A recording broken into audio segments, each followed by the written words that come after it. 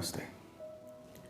A few days ago, a young man asked a question on this forum. His question was based on retrogression planets.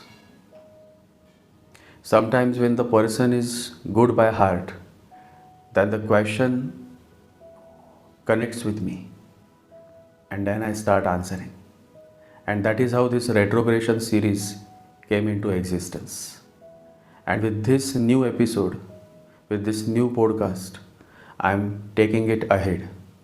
So, in this podcast, I will be talking more on retrograde Jupiter in the first house.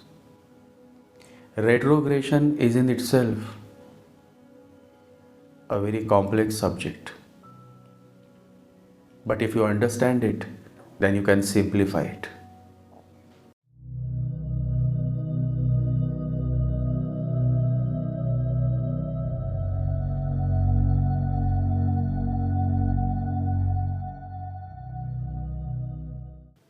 Einstein says that only that man who understands it can explain you in the most simple way possible. And that is exactly what I have tried through this podcast, to help you realize the results and the essence of retrograde Jupiter in the first house. Always remember, my sharing is only for a selective audience. Only those who can relate, who can understand the language that I speak. A certain depth of understanding has to be there. Only then the truths can be given.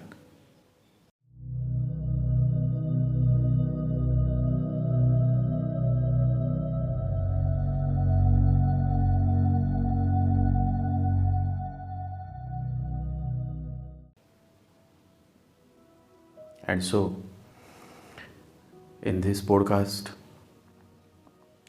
I have revealed many insights on the retrograde Jupiter in the first house. And this is the very first episode. In the coming episodes, I will be talking more on retrograde Jupiter in second house, third house, fourth house, and so on until the 12th house. So join me and let's begin with this journey. Retrograde Jupiter in the first house.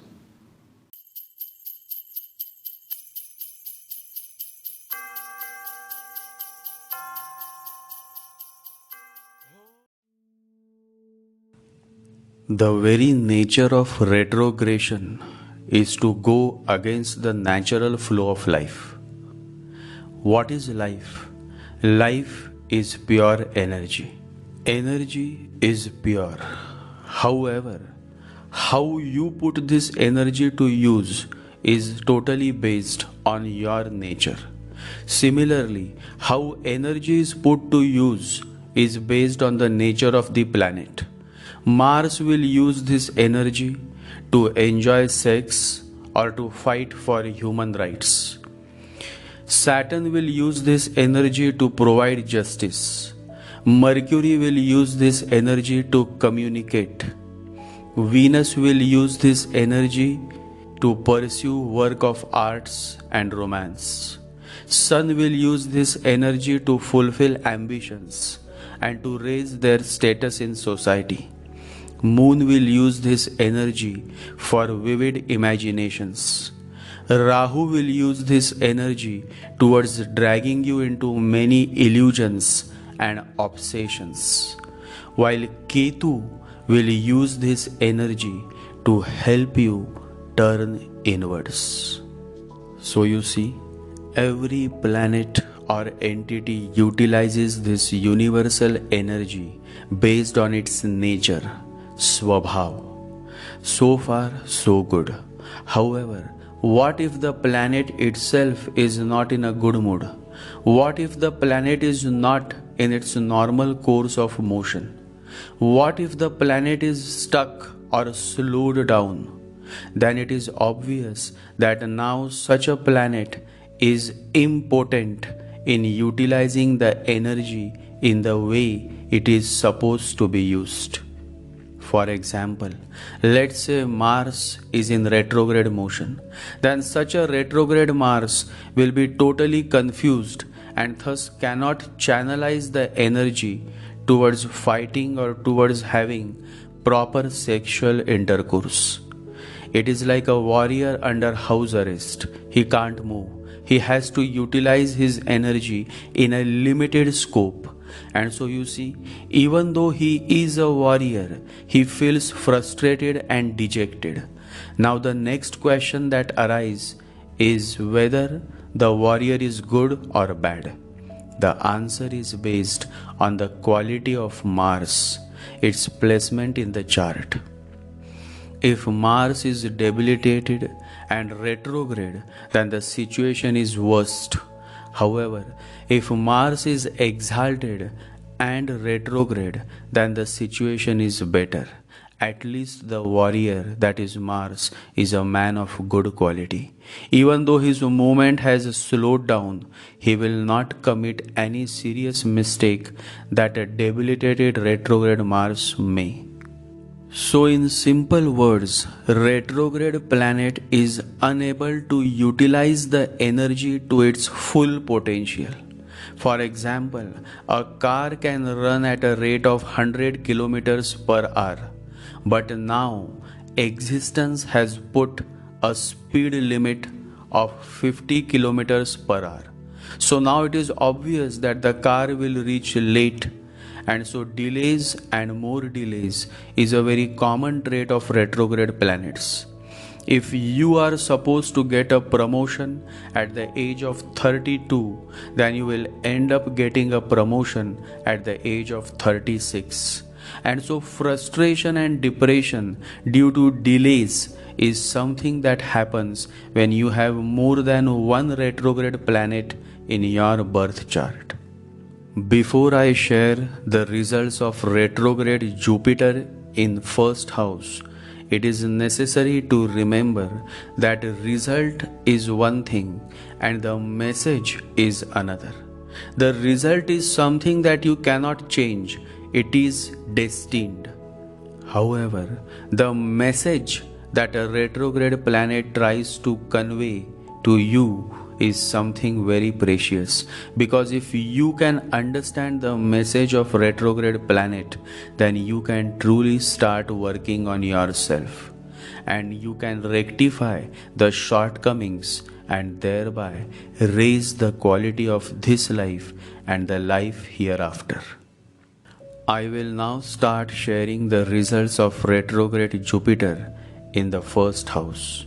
Before I begin, please note that retrograde Jupiter results may vary based on the sign he occupies.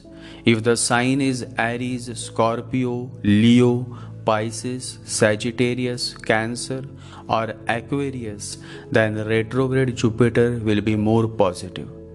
However, if retrograde Jupiter is in Capricorn, Gemini, Virgo, Taurus or Libra, then retrograde Jupiter will be impotent in providing positive results. Now let's start with retrograde Jupiter in first house. When Jupiter is retrograde and it is in first house, then health issues or personality disorder is a common observation, especially when retrograde Jupiter is placed in a negative sign such as Gemini, Virgo, Libra or Taurus. The character of such a person is always under the scanner. It does not imply that the character of the native is bad, but it is just that he is constantly judged and criticized by others. Vitality is essential. However, when retrograde Jupiter is placed in the first house, then the vitality is low. And so such a person may catch up with diseases or his health may suffer. One good thing that this retrograde Jupiter does is that it helps the person in keeping his weight under control. So such a native generally is not overweight or doesn't face issues such as obesity. Retrograde Jupiter in ascendant gives good height to the native, but in certain cases, especially if the sign is not suitable for retrograde Jupiter, then the height is so much that the native looks an odd figure in public because he or she is just so tall.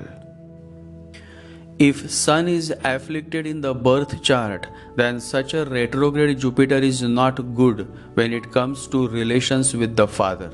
Either the father is absent or relations with the father are not always on good terms. In short, happiness from father is absent in life. Retrograde Jupiter is in itself a strong indicator of Pitru dosha, meaning ancestor curse. Since the native has not behaved properly in a respectful manner with seniors in the family. Retrograde Jupiter, therefore, is also a signifier that the native may face problems while dealing with his or her seniors at the workplace. The remedy is to worship Lord Sun, Surya Dev. There are many sun temples in India and abroad as well. Recently, scientists found 8,000 years old sun temple in Egypt. So you too can find a sun temple and worship Lord Sun. You should always do Surya Namaskar by reciting the 12 Surya mantras. What are the 12 Surya mantras? The first is Om Mitraya Namaha. The second is Om Ravaye Namaha. The third is Om Suryaya Namaha. The fourth is Om Bhanave Namaha. The fifth is Om Khagaya Namaha. The sixth Om Pushne Namaha. The seventh Om Hiranyagarbhaya Namaha. The eighth Om Marichaye Namaha. The ninth Om Adityaya Namaha. The 10th Om Savitre Namaha. The 11th Om Arkaya Namaha. And the 12th Om Bhaskaraya Namaha. By facing towards the east direction, you should recite these 12 Surya mantras, and they are so beautiful, so soothing, and so powerful. I will recite all the 12 Surya mantras once again. Om Mitraya Namaha. Om Ravaye Namaha. Om Suryaya Namaha. Om Bhanave Namaha. Om Khagaya Namaha. Om Pushneya Namaha. Om Hiranyagarbhaya Namaha. Om Maricheya Namaha. Om Adityaya Namaha. Om Savitre Namaha. Om Arkaya Namaha. Om Bhaskaraya Namaha. If you recite these 12 Surya mantras, I am sure that you will be able to overcome the many malefic effects of retrograde Jupiter in the first house. Retrograde Jupiter in the first house moreover brings attraction towards the unseen world, the cosmic world. If such a native is born with other positive aspects, then inclination towards spirituality is also very strong. If the horoscope reflects higher awareness, then the native may also encounter certain spiritual experiences, as well as he may also get darshan of enlightened masters. However, since Jupiter is in retrograde motion, the native becomes a victim of self-doubt. Remember, doubt is death, and self-doubt is suicide. Self-doubt means a lack of confidence in oneself and in one's abilities. Self-doubt is the anchor that keeps our ships from sailing.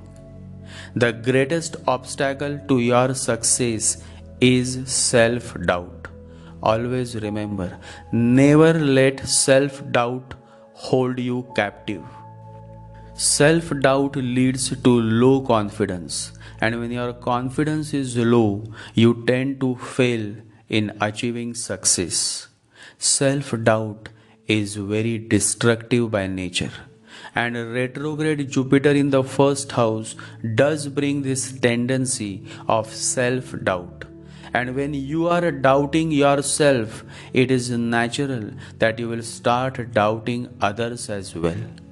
And that is exactly what happened with one noble king. There was one noble king. He was a good man, but he was also a very doubtful man. It happened so that while going around his capital, every night he would encounter a young man who always remained underneath a tree, sitting silently.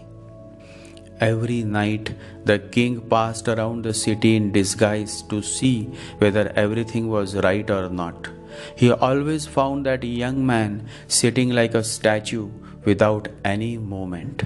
Finally, he could not contain his curiosity. He stopped his horse and he said, "Young man, forgive me for disturbing your meditation." The young man opened his eyes and he said, "There is no need for any apology, because I am not meditating. I am meditation. Nobody can disturb it, and whatever your curiosity is, please fulfill it." The king said, "I would love you to come to my palace. I will take care of you. There is no need to sit under this tree, seeing you so silently, like the ancient story of Buddha. I have fallen in love with your silence, with your gestures, your utter undisturbance. I invite you to come with me to my palace. I am the king." This is how the barbarous mind functions. The king asks the young man to come to his palace, inviting him, but deep down he is unconscious.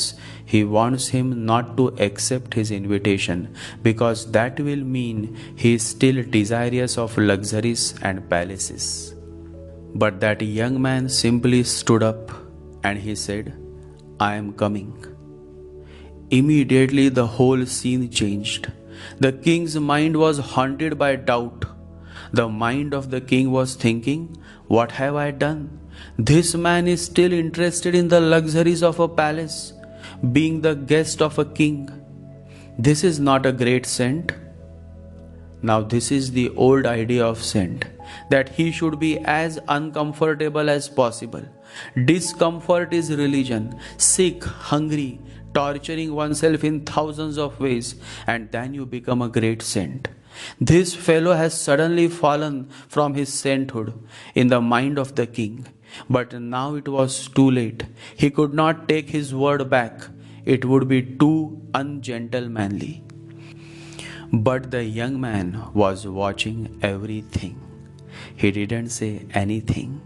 The king provided for him the best part of the palace, with servants and young girls to look after him, and he accepted everything. With each acceptance, he was falling down in the scale of saintliness. What kind of saint was he? He accepted a beautiful king-size bed. He accepted all the delicacies of the palace. The doubtful king said, "My God, what kind of a stupid person am I? This man has deceived me. It seems like he tricked me. Just sitting there every night, he knew I passed at that time, sitting silently like a Buddha. He knew that I would be caught, and he caught me. And now it is very difficult either to swallow him or to spit him out. He is inside the palace." But how long can you carry such a state of mind? After 6 months, one day early in the morning, when they were walking together in the garden, the king said to him, One question has been continuously harassing me and I want to get rid of it. Because of it, for 6 months I have not slept well. The young man said, "You can ask any question." The king said, "It hurts me to ask, but I want to know what the difference is between me and you. You live in the palace, you enjoy all the luxuries. What is the difference between me and you?" The young man said, "I knew that this question was going to arise one day. In fact, it arose the same moment I stood up to follow you. You are not a very courageous man. You should have asked immediately. Why waste 6 months and for 6 months unnecessarily disturbing your sleep? I can answer your question, but not here. You have to come with me outside the boundary of your kingdom." It was not far away. Just a few miles away was the river, the boundary of his kingdom. The king said, "What is the need to go there? You can answer me here." He said, "No, there is a need." Both went past the river. Standing on the other shore, the young man said, "My answer is that I am going ahead. Are you coming with me?" The king said, "How can I come with you? I have a palace, I have a kingdom, I have my wife, I have my children, I have thousands of worries and problems to solve. How can I come with you?" The young man said, "Do you see the difference? I am going. I don't have any palace. I don't have any wife. I don't have any problems. I was as happy under my tree as I was happy in your palace. Not a bit more or a bit less. My awareness is the same, whether I am in your palace or in the forest." The king felt very sad at his ugly mind, his doubtful mind, that he thought such an ugly thing. He touched his feet and he said, "Forgive me even to think this. In my own eyes I have fallen." The young man said, "No, don't do it. Seeing your tears and you touching my feet, I have no difficulty. I can come back, but you will still start thinking, 'My God, has he deceived me again?' I have no difficulty, but so as not to be uncompassionate towards you, I will not come. Just let me go. The whole world is there and I don't need much, just a tree to sit underneath. It does not matter to me at all." And the young man, the great yogi, went away. This is how doubt destroys all the good fate that was to come your way. Retrograde Jupiter should therefore focus on dropping all the doubts that haunt your mind, and also stop being too strict with yourself. You can have some fun. You can have some lighter moments. Lighter moments are necessary to maintain balance in life. A few months ago, an American woman had come for consultation. She is a yoga practitioner. She also meditates and chants every day. I liked her dedication to meditation and chanting. But then she said, "In the evening, I watch some movies or some programs on television because I like to watch movies and shows, but I feel guilty. Is it okay to watch television shows or movies when you are on the spiritual path?" I said to her, "There is absolutely nothing wrong as far as you are watching good shows and good movies that don't corrupt your mind.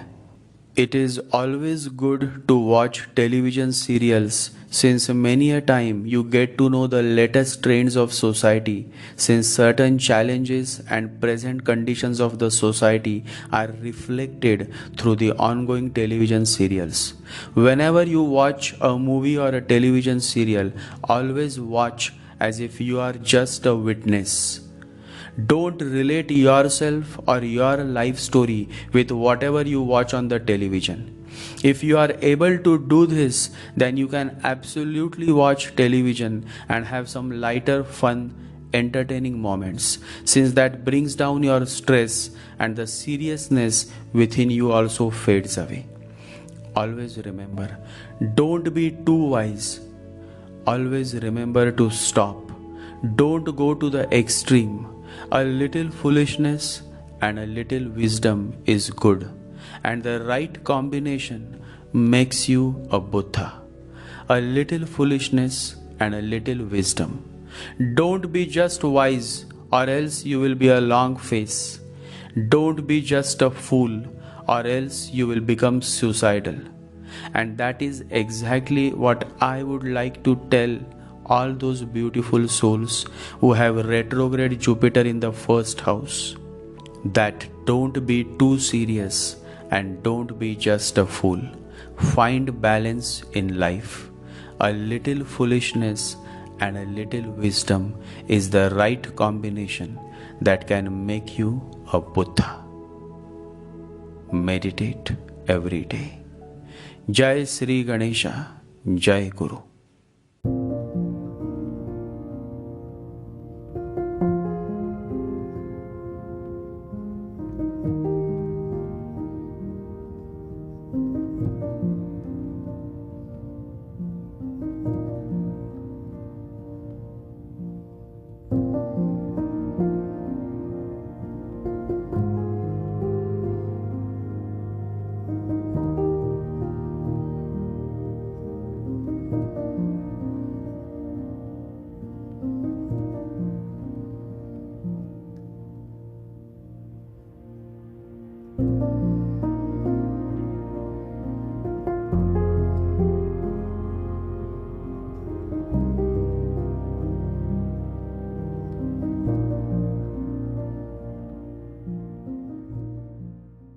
Om Gam Ganapataye Namaha. Om Gam Ganapataye Namaha. Om Gam Ganapataye Namaha.